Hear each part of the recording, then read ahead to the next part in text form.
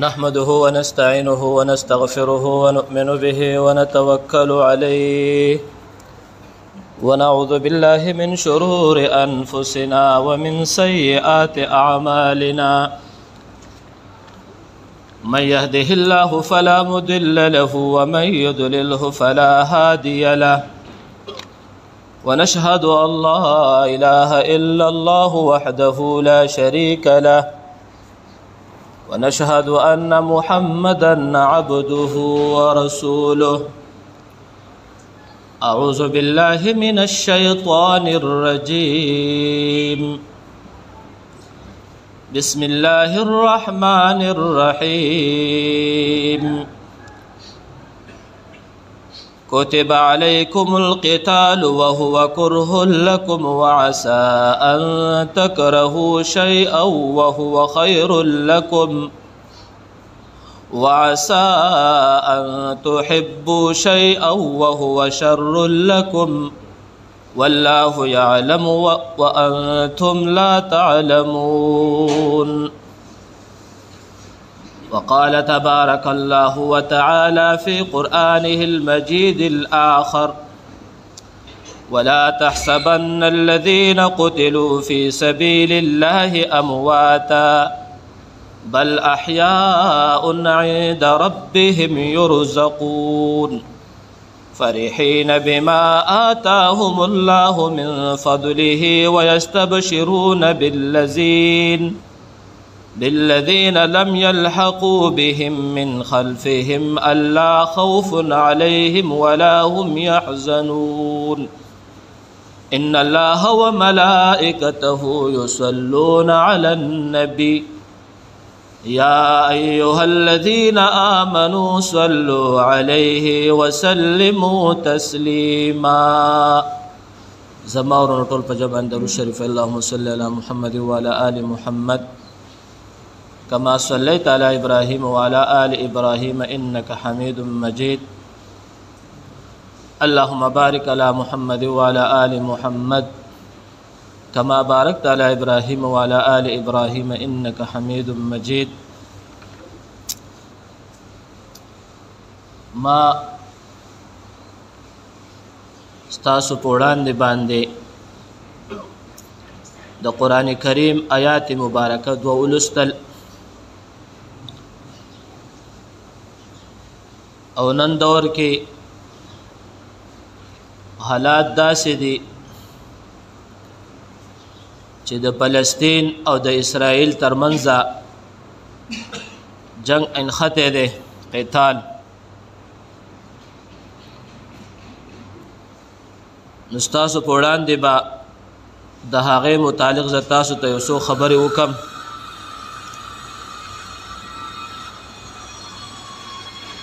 الله رب العزت قرآن کریم کې وای کتب علیکم القتال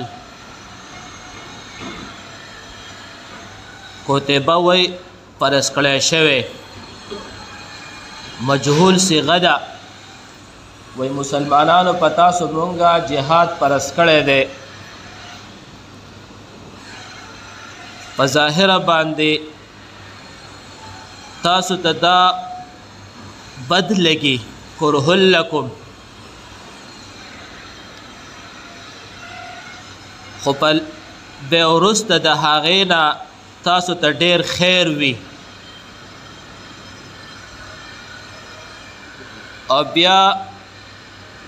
بعض خلق محبت کوي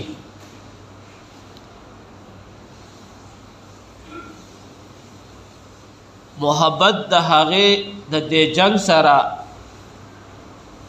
د شر سوچ لري چې دا خو یو شر دی خو الله رب العزت په هر هغه عمل پوهیږي چې تاسو په نه پوهیږئ دا د آیات مبارکه مفهوم معنا شوه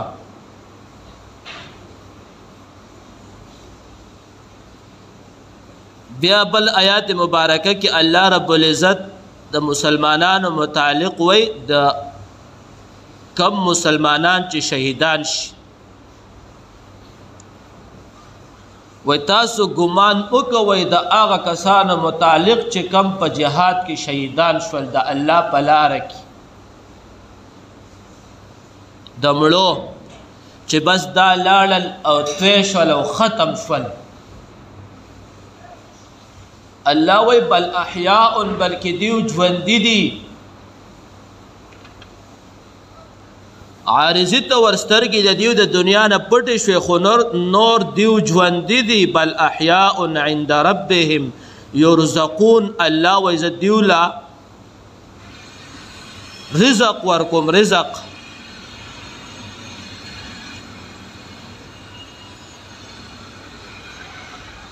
د ماشین والا ته د گزاره وکړه نه پس وکړو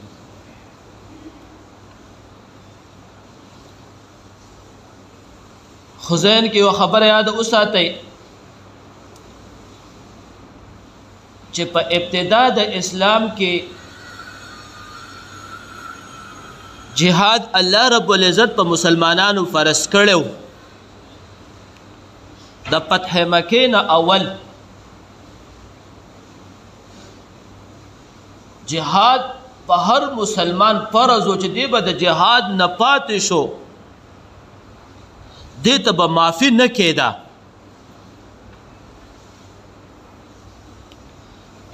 د هغې رزلټ دا دی نن 1400 کاله پس چې ما او تا دلته نن په آزاده زندګي او ژوند تېرو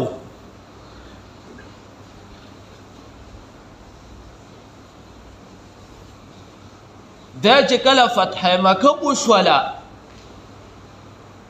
نو زمونږ خوږ پیغمبر محمد صلی الله علیه وسلم او فرمایل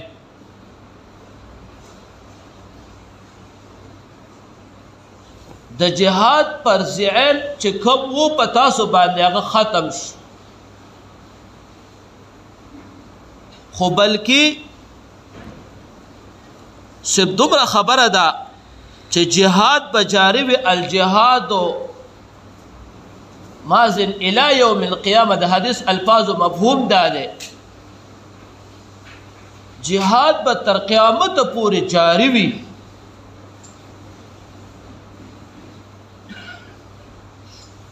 جهاد به موږ په کوم حالات کې کوو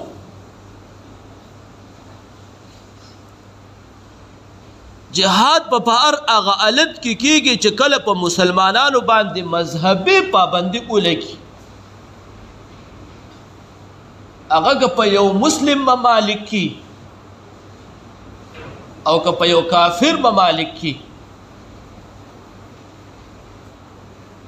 مذهبي پابندي چې کله ولګي نو بیا په مسلمانانو جهاد فرض عین شي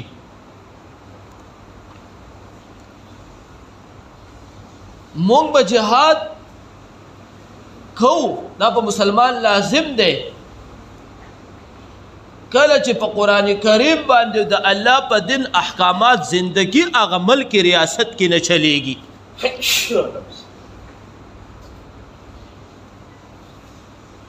نو بیا په مسلمانانو جهاد فرض عین شي خو چې کله په یو ملک په یو ریاست کې د مسلم سره زیاتی او ظلم کیږي نو هغه به هم خپل دفاعي قوت لپاره جهاد جاری ساتي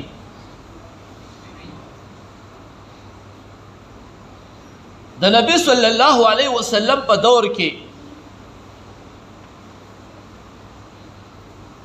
د اهل مکه او د کافرانو په مسلمانانو پسې دیو ظلمونه کول زیاتی کو ذهن کې د دین یو خبره مخکې یاد ذهن کې یاد وساتئ زمونږ دین او اسلام دا د امن دین دی دا که کافر وي او که مسلمان وي او که هرې طبقې والی هغې ته په دې کې امن دی خوشحالي ده پکې ذاتیات او ظلم نه مني خو کم وخت کې چې کله کافر د مسلمان سره زیاتی شروع کی نو اهل مکه چې کوم دی د نبی صلی الله علیه وسلم سره او د صحابه سره ذاتیات زیاتې شروع کو مذهبي پابندیان په ولګېدې امدغه شانتي د مکې نه وشړل او د هغې نه پس خو بیا پسې د الله رسول نه دی راغلی دا کافران پسې روان شول چې دغلته هم ختمو خو بیا د اسلام او د مسلمان خپل ایمانی جذبات وي دی به خپل ایمانی جذبات بیا استعمالی نو بیا چې الله رب العزت الله بیا وعده کړی دا فتح د مسلمانی خو بغیر لالچ او بغیر مقاصدو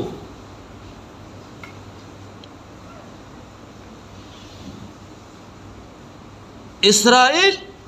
نن د مسلمان پسمک او په جیداد او په ارسه قبضه کړی دا نور زمون په مذهبیت کې په اسلام کې د يهودي د پاره خپل حقوق دي د هر انسان د پاره پکې حقوق دي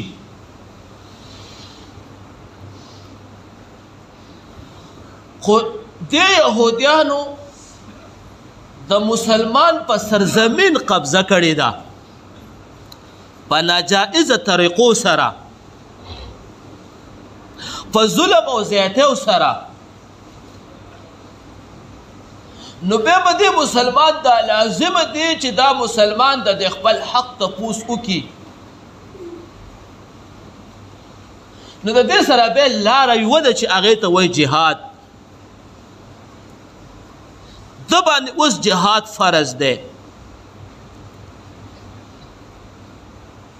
خو ذهن کې یوه خبره یاد وساتئ الله دې په موږ پاکستان سرزمین کم امن قائم و دائم وساتي پاکستان سرزمین دې الله د ظلم او د زیاتیا نه ختم کړي خو که چیرې کافر په دې ملک باندې حمله وکړه نو په موږ پاکستاني قوم باندې په دې صورت کې جهاد فرض شي فرض عین شي څنګه چې موږ او تاسو منځ کوو فرض عین عمل دی روژه نیسو زکات ورکو حج سوچ لرو همدغه شانتې بیا په دې صورت کې په مسلمان د دې په شان کې جهاد فرض عین شي دی به د جهاد کوشش کوي دی به جهاد لذي دی به د جهاد هر قسمه مرسته کوي مالی امدادي جانی نن په فلسطینیانو باندې جهاد فرض عین دی چې دی کافر په حمله کړې ده چې کافر دی میټاو کې د مقدس مکینه خپل ملک دی دیو آزاد کی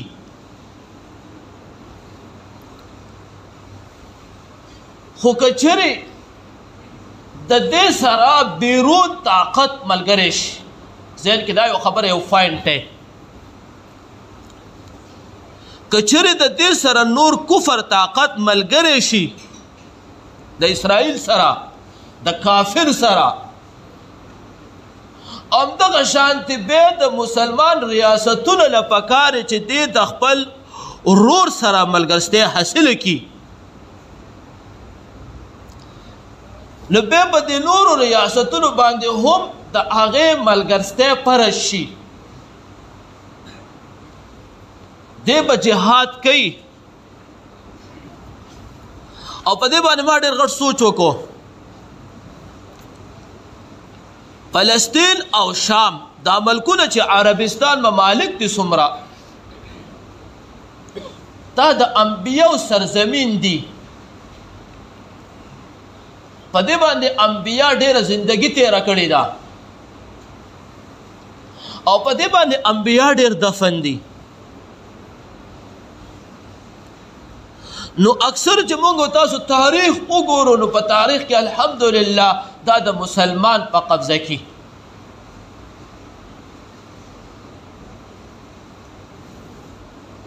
او اوس هم الحمدلله دا د مسلمان په قبضه کې دي. خو بعضې وخت کې زموږ د مسلمانانو عمل داسې راشي چې سستی وي، په دین باندې عمل چلن زموږ کم شي. نو چې په زموږ په دین باندې عمل چلن کم شي، نو بیا الله رب العزت په موږ باندې کافر مسلط کوي. ولې مسلمان خپل عمل پرېښستو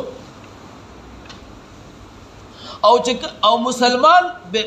د مسلمان دپاره جهاد یو داسې عمل دی چې الله رب العزت د قرآن کریم کې تاسو آیات مبارکه به ووایي په شروع کې چې دې کې الله وایي ستاسو دپاره ډېر خیر دی. مسلمان به همیش کافر مغلوب ساتي، مسلمان به په کافر همیش غالب وي. نن مسلمان خپل عمل د رسول اتباع د قرآن کریم اتباع پرېښې ده. نن په موږ باندې کافر موږ نن که ټول مسلمان حالات وینو د کافر نه یریږو. امریکا ده زموږ ذهن کې جوړ دی. ولې موږ د الله د رسول اتباع زندگی پرېښې ده.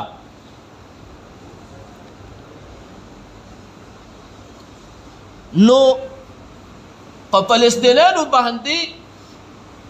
هم دا عمل فرض عین دی، خو په موږ او تاسو هم فرض عین دی، ځکه چې بیرون طاقت د کفر د خپل ملګري د کفر سره ولاړ دی. نو موږ هم تاسو له پکار دی چې د خپل ملګري د مسلمان ورور سره ودرېږو. حدیث مبارک کې راځي، رسول الله صلی الله علیه وسلم فرمایي چې د مسلمان یو ځای خوږ شي نو د ټول بدن ته تکلیف وي. د دنیا په بل ګوټ کې چې مسلمان ته تکلیف وي نو د ټول مسلمانانو په دې باندې همدرد وي، درد به وي، تکلیف به وي. زما مسلمان ورور نن په تکلیف کې دی. موږ نن په معاشره کې د کفارو په موږ نن داسې د یو بل نه نفرت پیدا کړی د مسلم نه، د ممالکو په لحاظو سره. حالانکه ټول مسلمانان ورونه د یو بل ورونه دي. قرآن کریم کې الله وایي انما المؤمنون اخوه، مسلمان ته الله ورور ویلی. فاصلحوا بین اخویکم واتقوا الله لعلکم ترحمون. چې د دنیا په بل ګوټ کې مسلمان دا د مسلمان ورور دی، همدرد به دی به د دې هر قسمه دفاع کوي. خو نن مسلمان ورور ته موږ وررسېدی نه شو، څه به کوو؟ پوینټ دا دی موږ مسلمان ورور ته رسېدی نه شو. نو ستا دپاره الله رب العزت طریقې کار ذکر کړی دی. د هغې دپاره دعا وغواړه چې یا الله زما د مسلمان ورور امداد وکړه، مرسته وکړه. د هغې دپاره چې کله بیا تا ته د مالی حالات ضرورت شي نو ته به د هغې مالی حالات امداد کوې. دا په مسلمان لازم دی چې بیا امداد وکړي. حدیث مبارک کې راځي چې کله مسلمان د مجاهد د ورور د هغه د کور خیال وساتي، د هغه د بچو خیال وساتي، او د هغه مالی حالات چې د هغې خیال وساتي، دا مسلمان ورور داسې شو لکه دی چې جهاد وکړو. دې له الله رب العزت د هغه مجاهد نه درجه اوچتوي په اعمالو کې.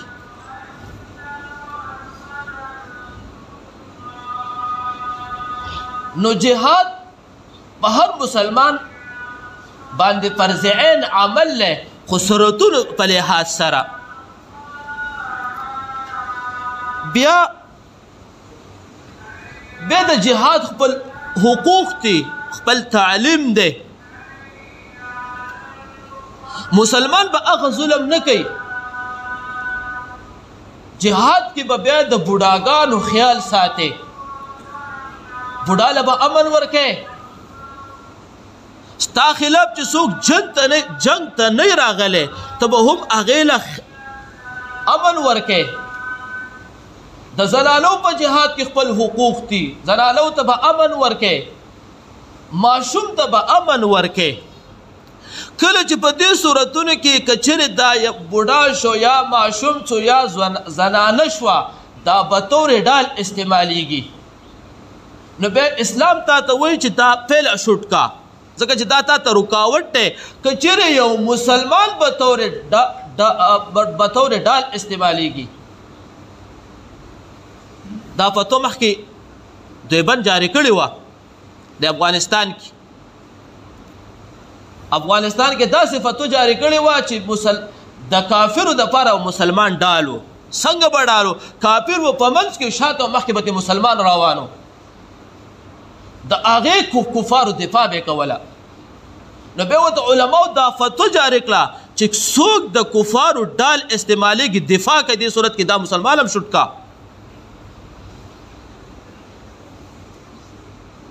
خو په اسلام کې د جهاد خپل حقوق دي خپل تعلیم دی هغه به حاصلې بیا اسلام چې کوم دی د خپل ارسله حقوق ورکوي بعضې خلک علما کرام هغه ورځ ما ته مخکې مسله راغله یو څو ورځې وړاندې یو عالم الدین هغه دا وویل چې فلسطینیانو ته زه دا اپیل کوم چې د حقوقو خیال دې وساتي زموږ او ستاسو په ذهن کې دا یو خبره ده چې یهودیانو خو د فلسطینیانو حقوقو خیال نه دی ساتلی نو څنګه دې وساتي یاد ساتئ دغه شانتي مونږ به جهاد چې کوو دا به خالص د الله د رضا دپاره کوو په دې کې به زمونږ د الله رضا مقصود وي په جهاد کې به زمونږ ذاتیات مقصود نه حضرت علی رضی الله تعالی عنه تاسو به تاریخ دا اورېدلی بار بار به اورېدلی حضرت علی رضی الله تعالی عنه چې په جهاد کې لګیو کافر اعلان دی کلی هغه پې لړې راوتوکلې نو ده ورته غصه راله نو یو دم ترې راپاڅېد دی ورته وایي زما اسلام ما ته د دې اجازت نه راکوي دې کې زما ذاتي مسله راله نو موږ په جهاد کې ذاتي مسایل نه حل کوو ذاتیات په نزو دویمه خبره حضرت حمزه رضی الله تعالی عنه چې هغه شهید شو د دپاره دلایل دي د کفارو هغه راواغستو ټوکړې ټوکړې کو زلی دې راایستلی بیا الحمدلله د مسلمانانو په دغه عربستان باندې ټوله فتح حاصله کړه په دغه مکې فتح حاصله کړه نو بیا الحمدلله مسلمان الله کامیاب کو ام هغې کې مړه وشو خو اسلام د دې خبرې اجازت نه ورکوو چې تاسو د حضرت حمزه رضی الله تعالی عنه بدل په دې طریقه والی بس چې کم سړی مړ شو هغه مړ شو ټیم نشته دویمه خبره مونږ بعضې خلق په اسرائیل لپس پسې کنزل کوو ښه ذهن کې یوه خبره یاده وساتئ اسراء په عربي زبان کې الله ته وایي عبراني زبان کې او ایل قوت ته وایي یا بنی اسرائیل اذکروا په قرآن کریم کې بار بار ذکر کیږي نو دا د دین علما تعبیر کوي قوت الله بل علما وایي اسراء په عبراني زبان کې جبریل ته وایي او ایل د الله قوت ته وایي نو جبریل قوت الله د الله قوته نو موږ به کنزل نه کوو کنزل یو قبیح عمل دی تاسو ته په دې باندې ما مخکې تفصیلي بیان کړی کنزل به موږ شیطان ته هم نه کوو انسان ته به هم نه کوو خو لہذا دا یهود قوم چې څومره دی په مخ د ځمکه دا د انسانیت دشمن دی تاسو ته مخکې ما دا ویلي دي تقریبا یو 4 کاله وړاندې چې یهود هغه مطلق انسانانو ته هغه په خپل ځان باندې اصل انسان ګڼي چې موږ حقیقي انسانان په دنیا کې مونږ یو چې څومره یهود نسل دی